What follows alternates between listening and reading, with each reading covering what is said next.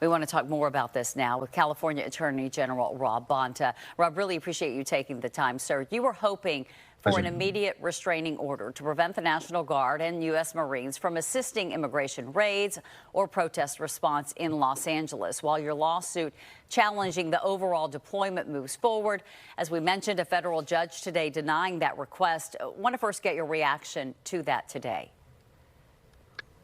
The judge before whom we brought our temporary restraining order request has set a hearing for Thursday at 1:30.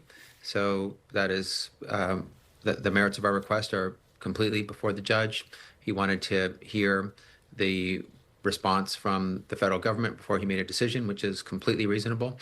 And so instead of an order today, hopefully there'll be an order on Thursday after the judge considers the facts and the law and the presentations from both parties, and that's an appropriate thing to do. So we look forward to an order in our favor on Thursday.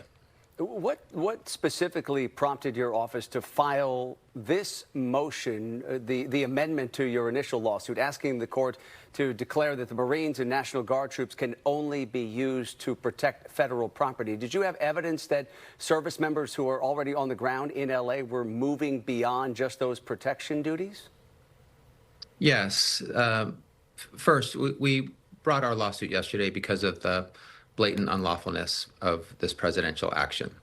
The president has blatantly violated the law, brazenly, consistently, frequently. We've sued him 25 times in 20 weeks because he has violated the law and the Constitution that many times. And this is another example. He is trying to partake in an unlawful power grab. He's trying to seize authority he does not have. The California National Guard is under the command of Governor Gavin Newsom. Unless and until there are conditions met via a statutory authority that allow the president to command the California National Guard, the law upon which the president relies does not give him that authority. It requires the existence of a rebellion. There's none. The existence of an invasion doesn't exist, or the inability of the federal government to execute the laws with regular forces. That doesn't exist either. It also requires the consent and cooperation of the governor, which doesn't exist. So we believe that clearly there's no authority for the president to have deployed the National Guard. We do believe that the mission of the National Guard and the Marines is to protect property, personnel, and operations of the federal government. And that means going out into neighborhoods, into communities with ICE to participate in civilian law enforcement, which is prohibited Attorney by the General, military. Just to interrupt for a moment, but do you have evidence that members of the U.S. military have already been a part of some of these immigration enforcement operations? Not at this time. Okay. They've done very little at this time, which is good. They haven't been even deployed fully and mobilized fully to Los Angeles. There's 4,000 National Guards people that are being deployed to Los Angeles. 300 are present. We believe that so far they've primarily been inside one or two federal buildings, protecting those federal buildings. The Marines are being deployed, not yet arrived as far as I know, maybe arriving today, but I do have it on very good authority that their mission is to not just protect property, but to protect the initiatives, operations, and the personnel of the federal government. And that means ICE. This all started with ICE raids, and the idea that armed Marines will be in neighborhoods, at work sites, schools, churches, hospitals, on the streets of American soil with civilians is completely inappropriate and contrary to a law that's existed since late 1800s called the Posse Comitatus Act, which prohibits the military from engaging in law enforcement activities in civilian locations on American soil. So we believe that the Marines' mission violates that law,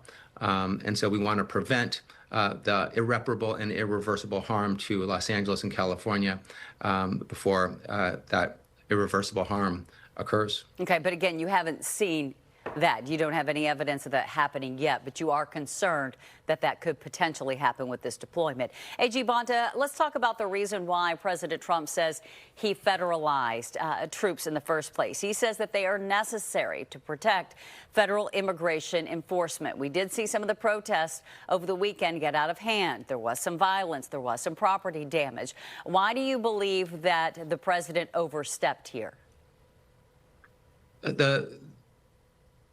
Most of the protests that we've seen have been peaceful. There have been examples and incidents of violence, of property damage, of graffiti, of attacks on law enforcement, and it's nothing that we haven't seen before in the United States, in California, and nothing that the largest sheriff's department in the nation and the third largest police department in the nation is capable of handling. They can definitely handle it. They have handled it. They used only their internal resources that they relied on to address all the challenges through Saturday night. By the time the National Guard arrived in LA, they arrived to quiet streets with no incidents to have to address, because the sheriff's department and the police department have addressed those issues. If more resources are needed, there's a whole mutual aid protocol that the sheriff and the police can go through. They can ask local sheriffs, nearby sheriffs, neighboring sheriffs, as well as police departments to assist and provide more resources. If and when all of those resources are depleted, the National Guard can be called in by Governor Newsom. But it was completely inappropriate, and there's no authority and no need. It wasn't necessary, and it only was counterproductive and served to inflame and to escalate tensions when the president unnecessarily brought in the Marines and the National Guard. And Attorney General Bonta, as we wrap up the conversation, what are you expecting is going to happen here once we have a court hearing coming up on Thursday? What is your level of confidence that the judge in this case will grant this order limiting the scope of the duties of service members in Southern California? It's high. I have high confidence. We bring cases only when the facts and the law are in our favor, when we've done our due diligence, studied the factual record, applied the law, done our research, are fully prepared. And when we brought other cases against the Trump administration, we've generally prevailed in those cases as well, securing many temporary restraining orders and preliminary injunctions. We think we will do so here. The law is clear, unambiguous. It's in our favor. We believe that the president has far overreached and is exercising authority he doesn't have, and the court will interpret the law in that way and render his orders invalid and unlawful, and we will prevail. All right, we will be following what happens on Thursday. California Attorney General Rob Bonta, always appreciate your time, sir. Thank you. Thank you for having me. All right.